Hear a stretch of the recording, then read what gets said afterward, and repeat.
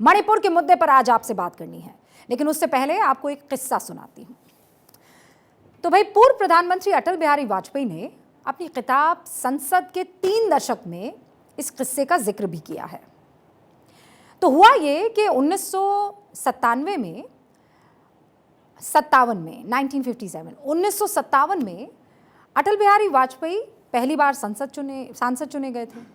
उस वक्त वो यंग सांसद हुआ करते थे, और हम सब जानते हैं कि अटल जी बेहतरीन वक्ता थे, लेकिन संसदीय जीवन के शुरुआती दिनों में थोड़ा कम बोला करते थे। ये बात तत्कालीन प्रधानमंत्री पंडित जवाहरलाल नेहरू जी के नोटिस में आई। उन्होंने नोटिस लिया होगा शायद इसका। तो उन्होंने एक रोज़ अटल जी को अपने पास बुलाया, कहा, भाई तुम नौजवान हो, तुमको तो ज़्यादा बोलना चाहिए, तुम इतना चुप चुप क्यों रहते हो? अटल जी ने तुरंत जवाब दिया और कहा कि बोलने के लिए तो सिर्फ वाणी की ज़रूरत होती है, लेकिन चुप रहने के लिए वाणी और विवेक दोनों की ज़रूरत होती है। नेहरू जी को उनकी ये बात इतनी पसंद आई, इतनी अच्छी लगी कि वो संसद में जो भी सांसद ज़्यादा बोला करते थे, उन्हें अटल जी की बात का हवाला देकर नसीहत दिया करते थे। अटल जी के इस किस्से का जिक्र आज मैं क्यों कर रही हूँ, ये समझने के लिए भारतीय संसद में हो रहे हंगामे को पहले आप देखिए। ये संसद के मॉनसून सत्र के पहले दिन की तस्वीर है, यानी 20 जुलाई की। क्या हो रहा है देखिए, जबरदस्त हंगामा। क्यों? क्योंकि विपक्ष मणिपुर मामले पर चर्चा चाहता था। अब दूसरे दिन की तस्वीर देखिए, क्या हो रहा है। आवाज नहीं सुनाई दे रही, लेकिन हाव भाव से समझ जाइए। विपक्ष मणिपुर मामले पर चर्चा कराने के लिए अड़ा हुआ है, और इसीलिए दोबारा हंगामा, नारेबाजी। तीसरे दिन की तस्वीर भी देख लीजिए। तीसरे दिन भी ना सदन में हंगामे की तस्वीर बदली, ना ही हंगामे की वजह। मॉनसून सत्र के इसी तरह 7 दिन बीत चुके हैं, और सातों के सातों दिन हंगामे की एक जैसी तस्वीरें सामने आई है। सब दिन वजह एक ही, मणिपुर पर चर्चा, मणिपुर पर चर्चा, मणिपुर पर चर्चा। सातों दिन की तस्वीर आपके सामने है, आप खुद देख लीजिए। मणिपुर को लेकर संसद में क्या हो रहा है, ये तस्वीर आपने देख ली। लेकिन आज मैं आपसे इसलिए बात करना चाहती हूं क्योंकि आपके लिए मणिपुर की ग्राउंड रिपोर्ट जानना बेहद ज़रूरी है। ये तो सियासी बातें हैं, लेकिन मणिपुर हमारे देश का हिस्सा है, और वहाँ क्या हो रहा है देश की जनता को जानना बहुत ज़रूरी है। तो आज जो जानकारी मैं आपको दूंगी, वो संसद में सरकार की तरफ से दी जा सकती थी अगर मॉनसून सत्र के 7 दिन हंगामे की भेंट नहीं चढ़ते, अगर बोलने से ज्यादा सांसद चुप रहकर जानकारी लेने की सोच रखते। लेकिन अब ये जानकारी संसद के पटल पर रखी जाएगी, मैं इस उम्मीद के साथ इंतजार कर रही हूं। लेकिन आज मणिपुर से जुड़ी सारी जानकारी आपको देना मेरा फर्ज है, और मेरा हक भी है, और आपका भी। हमने मणिपुर से जुड़ी हर घटना के पीछे की वजह द रूबिका लियाकत शो में पहले भी आपको दिखाई थी, और आज फिर मैं पूरी जिम्मेदारी से और गृह मंत्रालय के कई अधिकारियों से बात करने के बाद आपके सामने रखने वाली हूं, क्योंकि हंगामा करना और सच्चाई जानना दोनों में बहुत फर्क होता है। मणिपुर में हिंसा क्यों हुई, हिंसा में कितने लोगों की जान गई, ये सब जानकारी मैं आपको पहले ही बता चुकी हूं। लेकिन कुछ जानकारी अब जो हमने पाई है और जो हमें मिली है, उसे आपके लिए जानना बेहद ज़रूरी है। जैसे मणिपुर में 16 जुलाई को हिंसा में आखिरी मौत हुई थी, यानी 17 जुलाई से आज की तारीख तक मणिपुर में हिंसा की कोई वारदात की खबर नहीं मिली है। सरकार ने मणिपुर में 35,000 अतिरिक्त सुरक्षा कर्मियों को तैनात किया है। इन सुरक्षा कर्मियों की मदद से बफर जोन बनाया गया है। अब आप पूछेंगे कि व्हाट इज बफर जोन, ये बफर जोन क्या होता है, वो भी बता देती हूं। मणिपुर 2 जोन में बटा हुआ है, यानी 2 इलाके। पहला तो इम्फाल वैली है, और दूसरा पहाड़ी क्षेत्र। ये आप देख लीजिए, ये बफर जोन कैसे क्रिएट किया गया है। मैप में आप देखिए, इम्फाल वैली जो है, यानी मैदानी इलाका, वो मैतेई बहुल इलाका है। पहाड़ी इलाका कुकी बहुल है, नागा बहुल है। 35,000 सुरक्षा कर्मियों की मदद से इन दोनों इलाकों के बीच एक बफर जोन बना दिया गया है, जिससे ना कुकी समुदाय के लोग मैतेई इलाके में, ना ही मैतेई समुदाय के लोग कुकी बहुल गांव में, क्योंकि इस वक्त हिंसा का दौर चल रहा है, तो उनको एक दूसरे के उस इलाके में जाने से जितना दूर रखा जाए बेहतर होगा। इस बफर जोन को बनाने से यह फायदा होगा कि दोनों समुदाय की तरफ से एक दूसरे पर हमले के मामले कम हो गए। ये तो बात हुई ताज़ा हालात की, यानी मणिपुर में क्या हो रहा है वो आपने जान लिया, लेकिन जो हो रहा है उसके पीछे की वजह क्या है ये भी तो जानना चाहिए ना। आखिर क्यों कुकी और मैतेई एक दूसरे से नाराज हो गए, क्यों दोनों एक दूसरे के खून के प्यासे हो गए? समस्या की जड़ में हाईकोर्ट का एक फैसला, जिसमें मैतेई समुदाय को एसटी का दर्जा दे दिया गया। इसको लेकर डिटेल जानकारी मैंने आपको 20 जुलाई को द रूबिका लियाकत शो में दी थी। हाईकोर्ट के आदेश से खासकर कुकी समाज के लोगों में जबरदस्त नाराजगी देखने को मिली। All tribe student union of Manipur के बैनर तले कुकी और नागा लोगों ने हाईकोर्ट के फैसले का विरोध करना शुरू कर दिया। ये विरोध हाईकोर्ट के फैसले के करीब 1 महीने बाद हिंसक रूप लेने लगा। 27 अप्रैल को चूराचांदपुर जिले में एक जिम में आग लगा दी गई। इसका उद्घाटन सीएम एम बीरेन सिंह को करना था। इसके बाद सरकार ने 5 दिन के लिए राज्य में इंटरनेट सेवाओं पर रोक लगा दी। इसके बाद 3 मई 2023 को all tribe students union of Manipur ने हाईकोर्ट के फैसले के खिलाफ जो है विरोध में उसके मार्च निकाला। विरोध मार्च के दौरान बड़ी हिंसा भी हुई। हिंसा में कई लोगों की मौत की खबर भी आई और इसके बाद केंद्र सरकार ने 4 मई को हिंसाग्रस्त इलाके में सेना और असम राइफल के जवानों को तैनात कर दिया। सेना को दंगाइयों को देखते ही गोली मारने का आदेश भी दे दिया गया। तो ये खबर हमने आपको बहुत पहले बता दी थी। इसके बाद यानी 25 जुलाई 2023 को मैंने आपको बताया था कि मणिपुर पर हुई हिंसा के पीछे की एक बड़ी वजह म्यांमार के शरणार्थी भी हैं।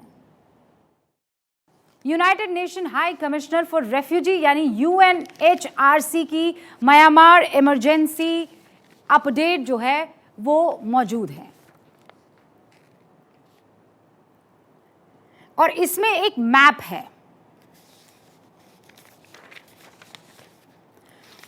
उस मैप को भी आप देखिए और ये यूएनएचआरसी का ही मैप है। इसमें दिखाया गया है कि 1 मई 2003 तक म्यांमार में 1 मई 2023 तक म्यांमार से भारत में 53,500 शरणार्थी आए। इसी शरणार्थी का मुद्दा मणिपुर में लगातार उठाया जा रहा है। नॉर्थ ईस्ट को जानने वाले कई लोगों ने बार बार लगातार नॉर्थ ईस्ट में रेफ्यूजी संकट की तरफ इशारा किया है और जो बात मैंने आपको 25 जुलाई को बताई थी उस पर मुहर लग गई है। हमें विश्वसनीय सूत्र ये साफ जानकारी दे रहे हैं कि म्यांमार से मणिपुर में आने वाले शरणार्थी मणिपुर में हुई हिंसा को लेकर एक बड़ी वजह के रूप में दिखे हैं। कैसे? मणिपुर में इस वक्त जो भी हुआ, जो हो रहा है, वो बातें आप ऐसे समझिए कि जिन इलाकों से मणिपुर और पूर्वोत्तर का राज्य इस वक्त घिरा हुआ है वो अलग अलग मुल्कों की बॉर्डर्स है। वहाँ से इन्फिल्ट्रेशन, ड्रग ट्रैफिकिंग वगैरह जो है वो बहुत बड़े पैमाने पर करने की कोशिशें होती रही है, लेकिन यहाँ पर वो असंतोष साफ तौर पर दिखाई दिया है कुकी और मैतेई समाज में और इसीलिए ये दोनों एक दूसरे के खून के प्यासे बन गए। सबसे बड़ा सवाल है कि मणिपुर में सरकार अब आगे क्या करेगी, यानी आगे का रास्ता क्या है। केंद्रीय गृह मंत्रालय ने 3 बड़े कदम उठाने का मन बना लिया है। मणिपुर के हालात को बहुत हद तक कंट्रोल किया जा सकता है। पहला ये कि दोनों समुदाय यानी कुकी और मैतेई के बीच विश्वास की खाई को एक बार खत्म किया जाए। इसके लिए दोनों समुदाय के नेताओं और अधिकारियों के बीच बातचीत का दौर लगातार जारी है। सरकार के मुताबिक दोनों समुदायों के बीच की जो वार्ता है वो अब तक सकारात्मक रही है। दूसरा ये कि म्यांमार और भारत की सीमा को उसकी जो फेंसिंग है उससे उसे कवर किया जाए। अभी दोनों देशों की सीमा के बीच कई किलोमीटर का हिस्सा अभी खुला हुआ है और उसे फेंस करना ज़रूरी है, उसकी फेंसिंग करना ज़रूरी है।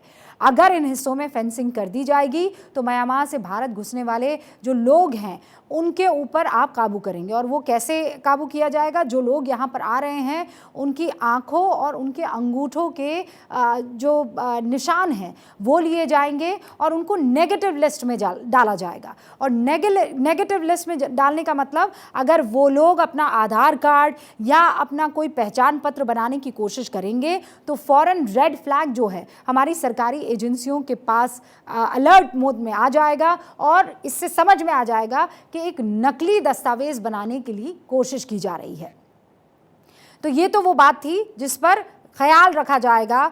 तीसरा ये है कि म्यांमार से आने वाले लोगों की बायोमेट्रिक डेटा को तैयार किया जाएगा। ये मांग बहुत वक्त से पूर्वोत्तर के कई राज्यों में होती रही है। बायोमेट्रिक डेटा रहने से क्या होगा? म्यांमार से आने वाले शरणार्थियों की सटीक जानकारी सरकार के पास रहेगी। जैसे मैंने आपको बताया, नेगेटिव लिस्ट में उनको डाला जाएगा ताकि वो किसी तरह का पहचान पत्र हिंदुस्तान का ना बना सके या नकली पहचान पत्र ना बनाई जा सके, क्योंकि जब उनका बायोमेट्रिक डेटा हमारे पास होगा तो फिर सरकार को पता लग जाएगा। केंद्र सरकार और राज्य सरकार ने इन 3 मुद्दों पर सफलता हासिल कर ली है और अगर बहुत हद तक सफलता हासिल कर ली और अगर ये सब कुछ काबू में हो गया तो मणिपुर के हालात बहुत बेहतर हो जाएंगे। ये तो मणिपुर हिंसा की वजह थी। मौजूदा हालात और आगे उठाए जाने वाले कदमों की जानकारी आपको हमने दे दी है, लेकिन अब मैं आपको मणिपुर की हिंसा का इतिहास भी बताना चाहती हूँ। मणिपुर को लेकर हो रही सियासत और मणिपुर में कब किसने क्या किया वो आपको जानना ज़रूरी है। इससे पहले मैं देश की विपक्षी पार्टियों से एक सवाल पूछना चाहती हूँ। आप लोग मणिपुर में कल 20 सांसदों के साथ जाने वाले हैं। मणिपुर के हर समुदाय से बात करने की सोच के साथ जाने वाले हैं और ये बहुत अच्छी बात है, ये आपको करना भी चाहिए। लेकिन देश की 140 करोड़ की जनता को मणिपुर के हालात की जानकारी क्या नहीं होनी चाहिए? ये उनका भी तो हक है। अगर आप लोग सदन में मणिपुर पर चर्चा कर लेते तो शायद देश को मणिपुर की सटीक जानकारी मिल जाती, आपकी बात भी जनता सुन लेती। लेकिन आप एक मुद्दे पर अड़े हैं कि पहले पीएम बयान दे फिर चर्चा होगी। आज मैं आपको मणिपुर में हुई पहले की हिंसा को याद दिलाना चाहती हूँ और ये बताना चाहती हूँ कि उस वक्त जब आप ही की पार्टियां और दूसरी जो विपक्षी पार्टियां उस वक्त हुआ करती थी सदन में मौजूद थी तो हुआ क्या होगा। साल था 1993। मणिपुर में नागा और कुकी समुदाय के बीच जबरदस्त हिंसक झड़प की शुरुआत हुई। यह हिंसा दिसंबर 1993 तक चलती रही, यानी पूरे 9 महीने तक ये हिंसा चली। ये हिंसा इतनी भयावह थी कि करीब 750 लोगों की इस हिंसा में जान चली गई। 350 गांव पूरी तरह से उजड़ गए। और ये मेरे आंकड़े नहीं हैं, ये गृह मंत्रालय के आंकड़े हैं। इतनी बड़ी हिंसा के बाद क्या होना चाहिए था बताइए? आज जो हालात है, जिस तरीके के दिखाई दे रहे हैं, उन्हें देखने के बाद तो ये कहेंगे ना कि प्रधानमंत्री आए होंगे, उस वक्त के गृह मंत्री जो हैं वो आए होंगे, भयंकर वहाँ पर संसद में गतिरोध रहा होगा। लेकिन आपको पता है, इतनी बड़ी हिंसा के बाद, फिर याद दिला दूँ, हिंसा इतनी बड़ी क्यों थी? 750 लोगों की हिंसा में जान चली गई थी। 350 गांव पूरी तरह से उजड़ गए थे। और इतनी बड़ी हिंसा के बाद उस वक्त संसद में क्या हुआ? 22 फरवरी 1994 को मणिपुर में राष्ट्रपति शासन की अवधि बढ़ाने के लिए राज्यसभा में संकल्प लाया गया। इस पर चर्चा के दौरान केंद्र सरकार की तरफ से पीएम सईद उनका नाम है, पीएम सईद जो है वो शामिल हुए। पीएम सईद उस वक्त केंद्रीय गृह राज्य मंत्री थे। यानी मणिपुर मामले पर हो रही बड़ी चर्चा में ना तो तत्कालीन गृह मंत्री शंकर राव चव्हाण शामिल हुए, ना ही तत्कालीन प्रधानमंत्री नरसिम्हा राव। 9 महीने की हिंसा के दौरान भी संसद सत्र में कई बार मणिपुर को लेकर चर्चा हुई, लेकिन एक बार भी प्रधानमंत्री नरसिम्हा राव ने सदन में बयान नहीं दिया। जब 1993 में मणिपुर में हिंसा चरम पर पहुंची, तब 12 अगस्त 1993 को लोकसभा और राज्यसभा में मणिपुर पर चर्चा के दौरान केंद्रीय गृह राज्य मंत्री राजेश पायलट शामिल हुए। यानी ना केंद्रीय गृह मंत्री के पास मणिपुर के लिए वक्त था, ना ही प्रधानमंत्री के पास। उस चर्चा के दौरान राजेश पायलट ने क्या कहा था, यह भी आपको सुनना चाहिए। बकौल राजेश पायलट, मैं हिंसा की खबरों के बीच 9 और 10 अगस्त को मणिपुर गया। मैंने वहां के मुख्यमंत्री और मंत्रिमंडल सहित अधिकारियों और सेना के अधिकारियों से बात की, मुलाकात की। यह बयान बकौल राजेश पायलट है। अब आपको सीधा 30 साल बाद लेकर आती हूं। मणिपुर में अभी फिर से हिंसा हुई, और ये जब मैं कह रही हूं आपको, तो ये पन्ने मेरे पास हैं। ये जो डिबेट राज्यसभा में हुआ था, ये उसके पन्ने में आपको बता रही हूं। और ये जो इस वक्त आप देख पा रहे हैं ना, जिसको मैंने हाईलाइट किया है, statutory resolution reproclamation issued under Article 356 of the Constitution in relation to the state of Manipur. The Minister of State in the Ministry of Home Affairs, Shri P.M. Saeed, Mr. Vice Chairman, I rise to move. ये जो है, जब चर्चा हुई थी राज्यसभा में, उस चर्चा का ये पूरा डिबेट का हिस्सा है, और उसका 531वें नंबर का पेज जो है वो मैं निकाल कर आपको बता रही हूँ। और उसमें उसके बाद फिर बता देती हूँ आपको, सदन में एक एक करके बहुत सारे लोग बात करने के लिए आए थे। ठीक है, ये सईद साहब को जवाब देने के लिए, उनसे सवाल पूछने के लिए बहुत सारे लोग आए थे। उसमें जो है सुषमा स्वराज भी हैं, श्रीमती सुषमा स्वराज। इनका पूरा भाषण मैंने पढ़ा है। ठीक है, ये भी सरकार से सवाल पूछ रही हैं, जो कि विपक्ष का हक है, सवाल पूछना चाहिए। गृह मंत्री जी, मणिपुर राज्य के संबंध में 31 दिसंबर 1993 को जारी की गई राष्ट्रपति शासन की अधिसूचना को सदन के सम्मुख अनुमोदन हेतु प्रस्तुत किया है। मैं अपने दल की ओर से इस पर प्रतिक्रिया व्यक्त करने के लिए खड़ी हूँ। उपसभा अध्यक्ष जी, आप जानते हैं कि जिस प्रकार की परिस्थितियां मणिपुर में पैदा हो गई हैं, जिस तरह संवैधानिक मशीनरी वहां बिल्कुल ध्वस्त हो गई थी, उन परिस्थितियों के मद्देनज़र वो मेरा दल, जो कि आम तौर पर धारा 356 के तहत राष्ट्रपति शासन लगाने की कभी वकालत नहीं करता, उसे भी आगे बढ़कर मणिपुर में राष्ट्रपति शासन की मांग करनी पड़ी थी। और उसके बाद में ये मैंने पूरा का पूरा भाषण जो है उनका पढ़ा है। ये पूरा भाषण जो मैंने पढ़ा, उसमें कहीं भी सुषमा स्वराज ने इसका जिक्र नहीं किया है कि प्रधानमंत्री नरसिम्हा राव को आकर बयान देना चाहिए, तभी जाकर इस पर चर्चा होगी। किसी भी पन्ने में जहां बाकी विपक्ष के नेता उस दौरान थे 1993 में, ये कहते हुए नहीं सुनाई पड़े हैं कि हम चाहते हैं कि फला नेता आकर भाषण दे या फला नेता आकर जवाब दे। तो ये तो रही 1993 की बात। मणिपुर में आज की हिंसा पर लौट आते हैं। मणिपुर में फिर से हिंसा हुई है। 150 लोगों की मौत हो गई है। हिंसा के दौरान 25 मई से 17 जून तक, यानी 24 दिनों तक केंद्रीय गृह राज्य मंत्री नित्यानंद राय मणिपुर में मौजूद रहे। केंद्रीय गृह मंत्री अमित शाह 29 मई से 2 जून तक मणिपुर में रहे। हालात को लेकर अलग अलग समुदायों से उन्होंने मुलाकात की। फर्क क्या आया 1993 और 2023 में? मेरी बात विपक्ष को गलत लग सकती है। फर्क क्या आया? जो सही है वो बोलने में मैं परहेज नहीं करूंगी। फर्क क्या आया? 750 लोगों की जान चली गई थी, और जवाब देने सदन में कौन आया था? 350 गांव जल गए थे। सदन में जवाब देने के लिए कौन आया था? मैं विपक्ष से इसीलिए सवाल कर रही हूं, मणिपुर को लेकर, उन महिलाओं को लेकर मैं भी बहुत तकलीफ में थी, बहुत ज्यादा तकलीफ में थी। लेकिन मैं चाहती हूं कि सदन में जवाब सुनूं मैं। सरकार का कोई भी मंत्री आए और बताए कि मणिपुर में इस वक्त क्या हो रहा है, मैं जानना चाहती हूं। मेरे देश की जनता जानना चाहती है। लेकिन मैं ये जिद नहीं करूंगी कि फला मंत्री को आकर या फला प्रधानमंत्री को आकर ही बात करनी चाहिए। आप ये बताइए कि मणिपुर में सरकार ने क्या किया है। जब मणिपुर में हिंसा को रोकने में केंद्र गृह मंत्रालय लगा हुआ है, गृह मंत्रालय के पास उसकी सारी जानकारी है, फिर जब केंद्रीय गृह मंत्री सदन में खड़े होकर कह रहे हैं कि चर्चा करने के लिए मैं तैयार हूं, फिर हंगामा क्यों? इस सवाल का जवाब तो विपक्ष को देना पड़ेगा ना। और मैं विपक्ष के साथ हूं कि मणिपुर पर जवाब चाहिए, लेकिन यह क्या जिद है कि यही शख्स जवाब दे, नहीं तो हम नहीं चर्चा करेंगे। ठीक उसी तरह जैसे सत्ता पक्ष को मणिपुर में हुई 150 मौतों का जवाब देना होगा, विपक्ष को भी इस बात का जवाब देना होगा। महिलाओं के साथ हुई ज्यादती का जवाब अगर सरकार को देना होगा, और क्यों नहीं देना होगा, लेकिन जवाब देने तो दीजिए, क्योंकि लोकतंत्र में कसौटी पर जितना सत्ता पक्ष को कसा जाना चाहिए, उतना ही विपक्ष को भी। ये बहुत क्लियर है और ये हमारा संविधान कहता है।